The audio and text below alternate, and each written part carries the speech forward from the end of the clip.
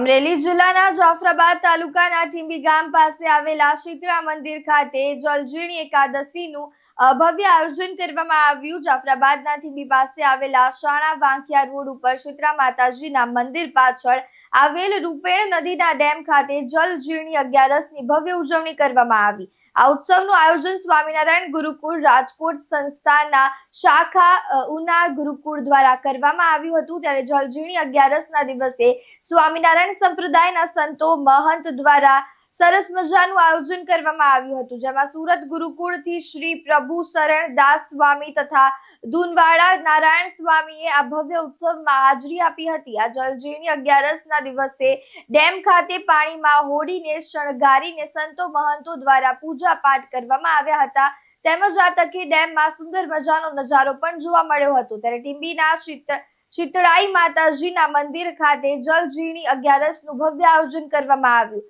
સ્વામિનારાયણ ગુરુકુળ તરવડાના બાળકો દ્વારા કરવામાં આવેલ સાંસ્કૃતિક કાર્યક્રમ આકર્ષણનું કેન્દ્ર બન્યું હતું। ત્યારે સ્વામિનારાયણના સંતો મહંતો તેમજ રાજકીય આગેવાનો, નાગેશ્રી પોલીસ સ્ટેશનના પીએસઆઈ ચાવડા તથા પોલીસ સ્ટાફ, પત્રકાર મિત્રો અને આસપાસના હરિભક્તો હાજર રહ્યા હતા। બહોળી સંખ્યામાં લોકોએ આ કાર્યક્રમનો લાભ લીધો હતો। ઇમરાન શેખ સાથે ચક્રવાત ન્યૂઝ, જાફરાબાદ।